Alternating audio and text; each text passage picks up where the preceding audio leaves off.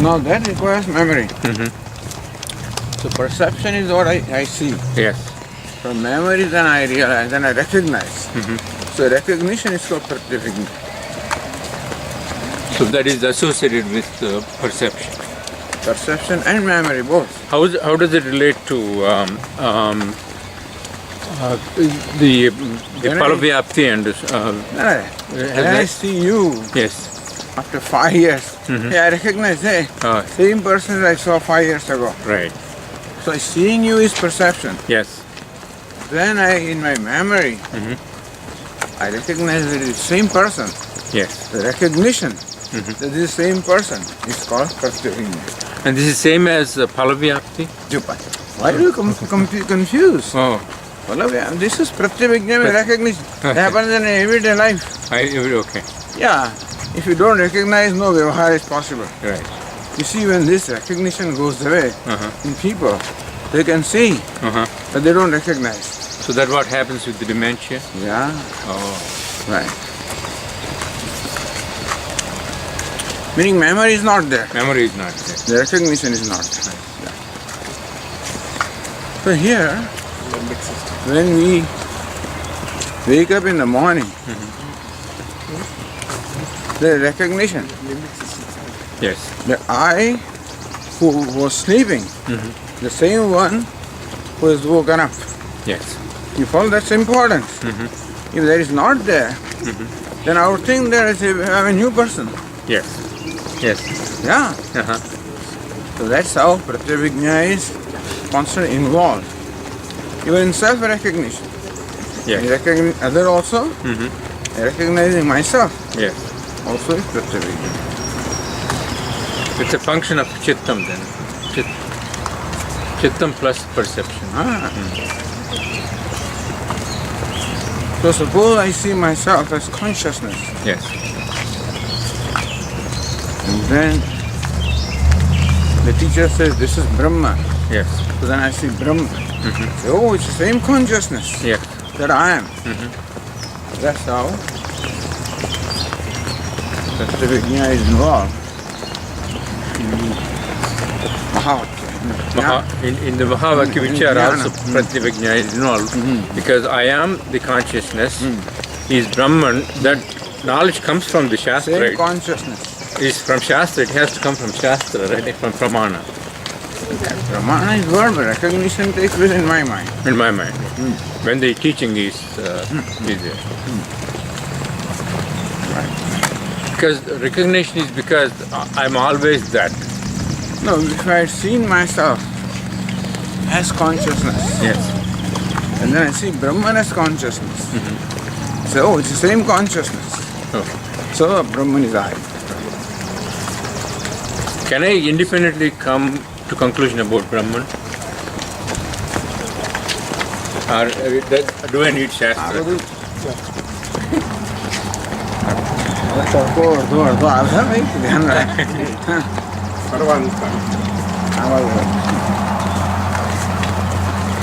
It is difficult to independently arrive at I am Brahman because I already know who I am. I have a conclusion about myself. Yes.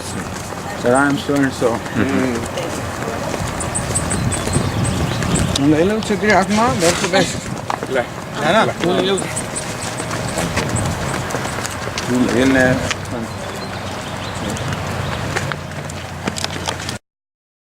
No, because I am already convinced about who I am. Right. I never question that. Yes. Shastra makes me question. The conclusion I have about myself Yes. is put to question. Right. Are you so and so? Are you a doer? So this doing take place. Atma Viveka Shastra makes me do. Yes. Then I realize how there has been confusion in my life. Yes. So the recognition comes only when Viveka takes place. And Viveka takes place only when somebody tells me Yes. that I am making a mistake.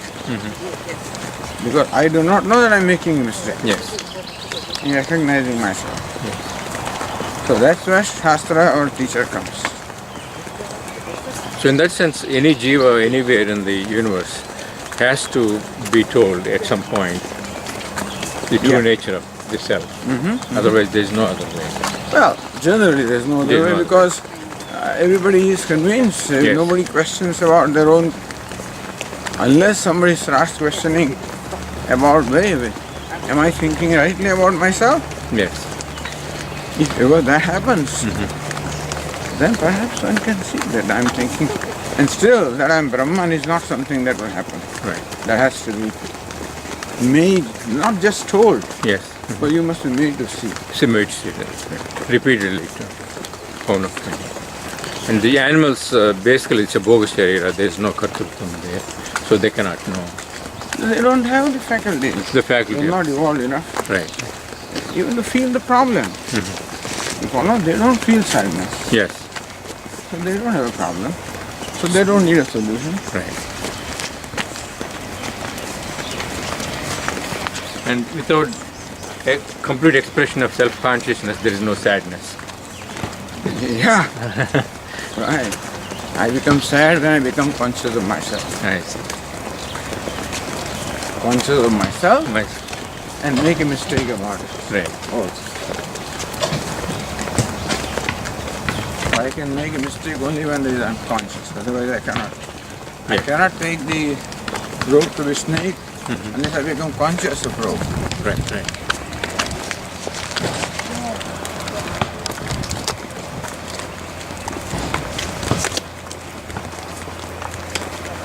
Is the degree of sadness then related to the more evolution of the consciousness, or Yes, that's what it is. More about self-consciousness. self-consciousness? So in itself, it's not necessarily a negative thing then. If that propels one That towards is exactly, that's the whole idea. You come to know that there is something, there's a problem. Otherwise, animals never come to know that they are limited, dependent, helpless. Yes. They go along well with it. The human being cannot go along well with it. So he wants to become free. They are quite happy with being bound. Yes. There's no problem.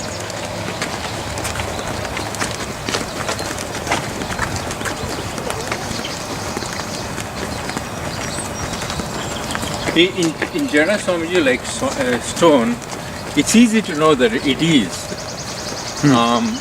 But how to come to a conclusion that consciousness is? There is consciousness within the stone. Consciousness, you are the consciousness. I am the consciousness. Yeah.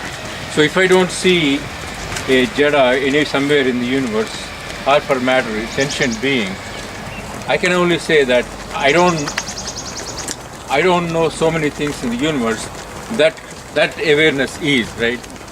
Doesn't matter if it is known or unknown. Yeah, everything is known as known or unknown. It doesn't have to be known as specifically from human mind point of view. No.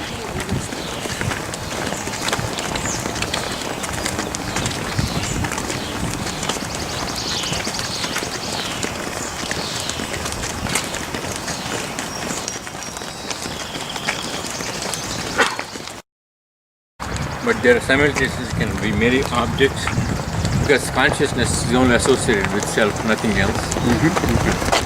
Yeah. There's no subject other than I. So I can be subject. I'm both subject and object from different points of view. No. I cannot be an object. If I subject. identify with the body, mind, sense complex. Okay. That's not the I. That is not subject also. Right. Body mind is not subject. Right. That's object. So one that is subject cannot be the object. Yeah. So all the guilt and the hurt comes because of the identification only. So identification is absolutely Right. Identifying because those with are all object. products of the mind itself, Yeah. which is the object, and we have to meditate on that. No, all sadness comes not because of mind, because of superimposition, Superimposed. identification. Identification with the mind, right, Swami? Identity is always in mind. Identifying with something that I'm not. So identifying with my body, sense organs, mind, anything. That creates sense of limitation.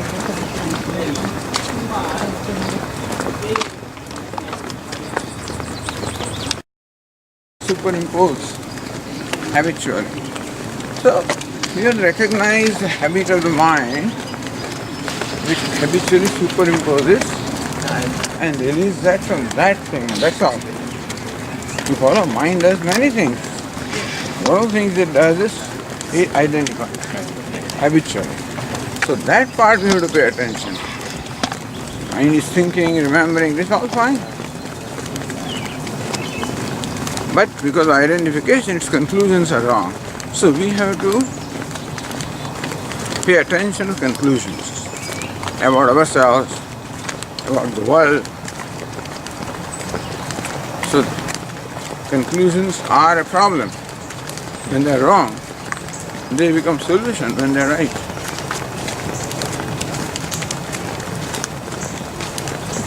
Swamiji, when I have a question, I close my eyes and ask myself to get an answer. And when I get an answer, who is answering the question, the mind or me? Well, it's the ego that is asking the question, the ego that is answering. Meaning, is it coming from the superimpositions of the mind, or is it coming from somewhere within me, which is the consciousness? No. The question that you're asking and answer no, nothing to do with superimposition. You may say, what is 2 plus 2 equal to what? You get an answer 4. So there is no. Superimposition is only when the self is involved. Otherwise, in all worldly matters, there is no superimposition. The question about, well, what to do? Yeah, something like that. Yeah, that's a samsaric, vyavaharik question, a vyavaharik answer. But if I ask a question, Swamiji, if I cannot, Ahankara cannot answer that question. If you ask I the give question, up. who is asking the question? If that is the question, then spirituality is involved. You follow, otherwise, which car is this? I don't know. It's a Honda. Okay. So there's no superimposition, nothing involved here. You follow? But besides the worldly matters, if you're trying to find a solution to a problem or trying to choose between the right and the wrong, which way to go, and then... Depends on kind of problem. Right and wrong also may not be necessarily spiritual.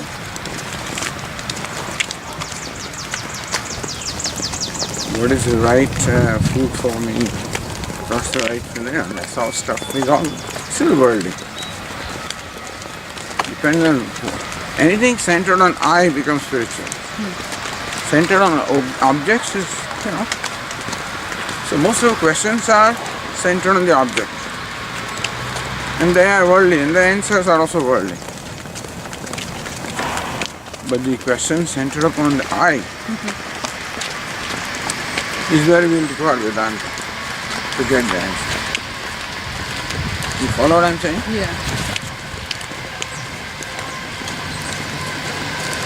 Why am I sad? Why am I happy? Why am I this? Why did I do this? When I is involved, then the superimposition is very likely to be there.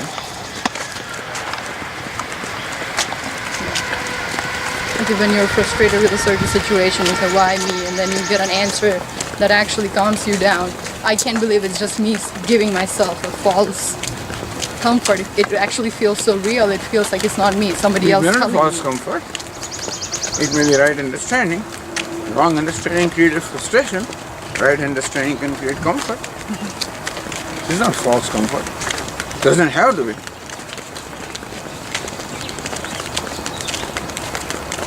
All right. Good.